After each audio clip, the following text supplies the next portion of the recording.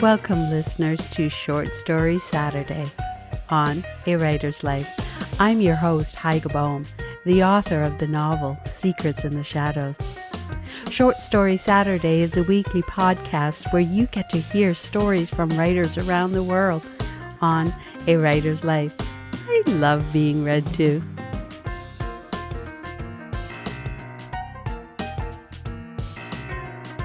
I'm recording on the traditional, ancestral, and unceded territory of the Squamish Nation.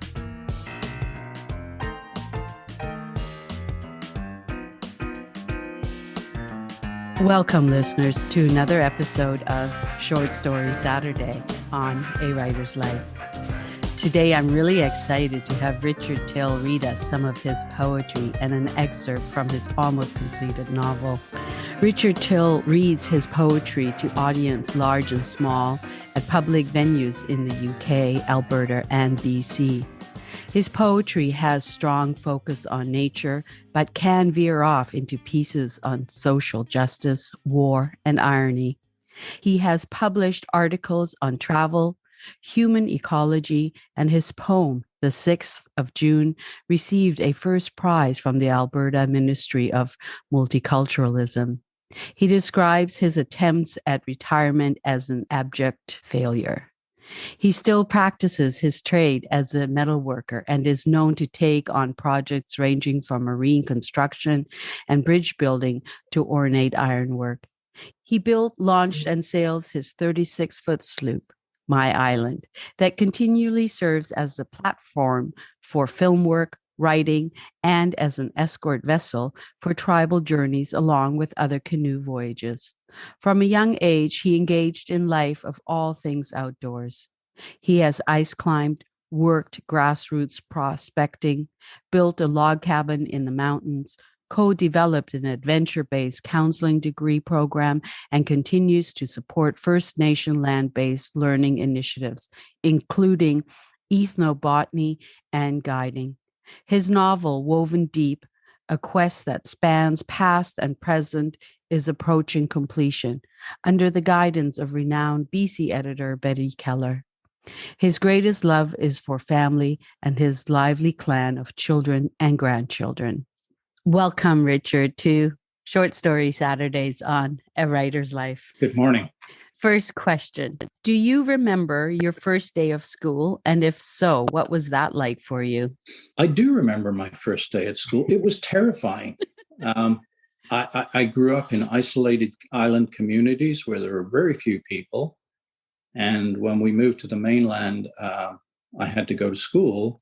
And I was so terrified by the sheer mass of humans and children and noise, they put me in a room by myself off to the side. I was utterly overwhelmed. I didn't know there were that many people in the entire world. Where were you born? Where did you grow up? I was born in the UK, but my father was a lighthouse keeper and we lived on remote islands. And when we came to the mainland and I went to school, it was a bit of a shock. Your first poem title is? As Little Children. And we're speaking about my family and childhood. And this is a simple rhyme that was inspired by my children. O young who scatter leaves on air, let them fall, no thought, no care, for the mess you're making everywhere, tangles and twigs that fill your hair. Raucous laughter, glee and mirth, midst golden mattress close to earth. Scatter them high, no fear, no guilt, curl up in your leafy quilt. Care not for coming frigid blast, this day's joy will soon be past. Important grown-ups made it clear. The policy is no leaves here. So laugh, leap, tumble, dance and bounce, with every childish move renounce those who order life and who wish they could laugh at leaves like you. The next poem is a reflection on my apprenticeship. I worked in the steel industry, and it was a sudden change from living out on remote islands, the industrial squalor, the loss of life in the steel industry. I wrote this piece, Have You Made Iron? I wrote, Have you made iron? Have you made iron, or rolled out searing rails of steel, plates of FEC to build great ships for the sea? or tiny martensitic springs that work away your time on the hands of a watch.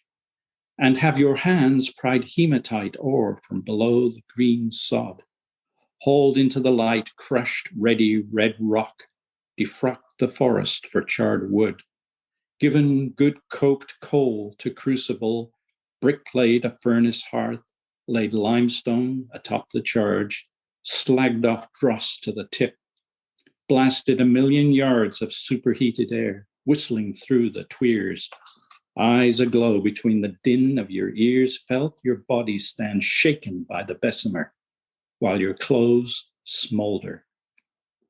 Sacrifice to alloys that serve the unknowing mass. No, not for love nor cash, or to forge a sharp sword. No, you have not, for it takes 1,000 men and 1,000 more added, or taken, to put a pin in your poppy, or stretch rails from ocean to ocean, or find tools in a fight to be free. Ask me, for I was invisibly such a one that toiled in furnaced hell, among many that did not breathe, a justly earned last breath. Iron demands thrice the price, and few know the worth of its work. Crush the ore, blow the flame, pour the ladle, molten promises made again. So being a metalworker, I was interested in finding out that there's actually a saint of poets and ironworkers and healers. And I wrote a little of her. It's also partly a fascination with fairy folk. It's about Brigid. She has many names. According to the law of before, spring begins as new things arise. What surprise undisguised the dancer of threes might be glimpsed among trees, or if you stop not to pick a snowdrop, she might rest your spirit on the sickle moon. Don't call her too soon, don't call her at all. She waits for no man, she is nowhere. O princess, O goddess, O saint of the few, without you we wither when we reach out to renew.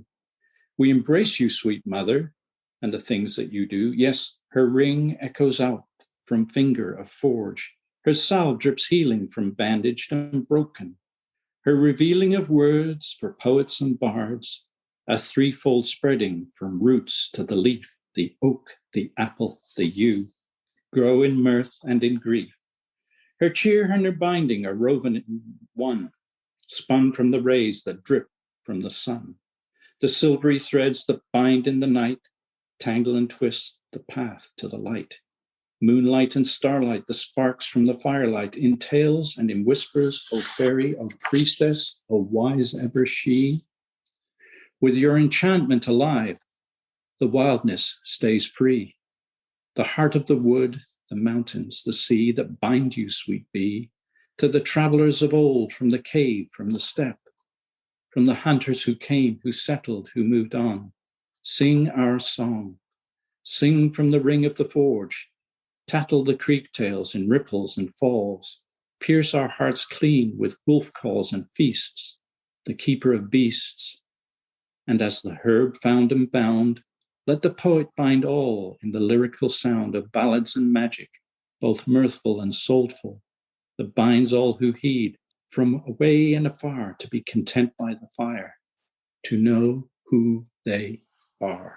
This poem is about experiences in life where you fear something only to discover that it's there to help you, perhaps, although it could mean many things. That will depend on you. I am Stormbringer. I am the brooding blackness on your horizon. In my darkness of heat and heart, I hold the blue slash, the fierce light, the searing flame that will clear your way, the promise of water to slake the dust, life for longing throats to moisten where plants grow green again. I am the cleaving edge, the lip of obsidian slitting, the honed steel blade severing. Don't shrink from my cleaving kindness. I separate the pus from the good flesh, leaving firm healing where cankers grow. Hold steady while I rid your old for your new. My cut renews you. Embrace the dividing and release the past. Rest in the sharpness. I am the spring sun, neither burning deep nor lingering long. My song is found in the throat of birds, in herds, a flock locked in rhythm. Meltwater streams fetch my dapples. Seed reach up for final photons, dig up the residue. You live on for all this because perhaps the cut breaks the ambivia. I do tend to write a lot about nature, about the land, the sea, and I also find that a lot of what I write tends to be repetitive, at least in my eyes. This one, however, was a personal experience on Vancouver Island. It happened up in the north, right in the center, quite a wild area. And it's called The Bear Sleeps. Past the last road, beyond the final trail, camped high. On the third night, the bear walked close. I felt her footfall, heard her huffing, swaying strong from the shoulders. Her paws sucked brown mud, moved the earth in its orbit. Under the morning stars, her coat brushed dew, parted her hungry dawn, flushed out fear. High in the mountains, far beyond the last houses, way beyond the many bends, beyond the haste. All days are equal. And the day raven, he glides strong on long-fingered feathers. The light breezes carry him clearly over the late summer snow.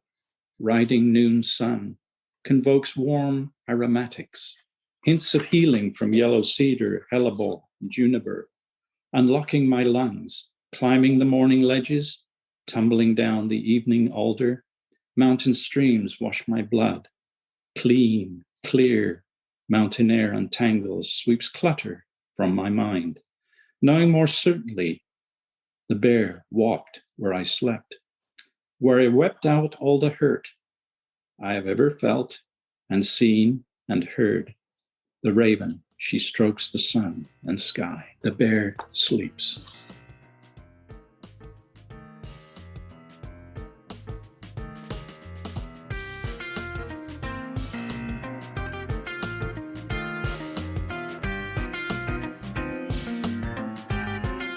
That was Richard Till reading from his poetry collection.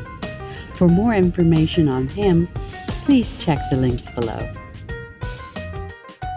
And while you're at it, why not subscribe to A Writer's Life?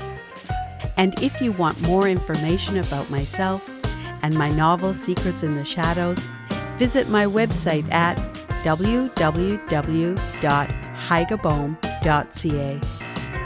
For a kinder world, take care of each other.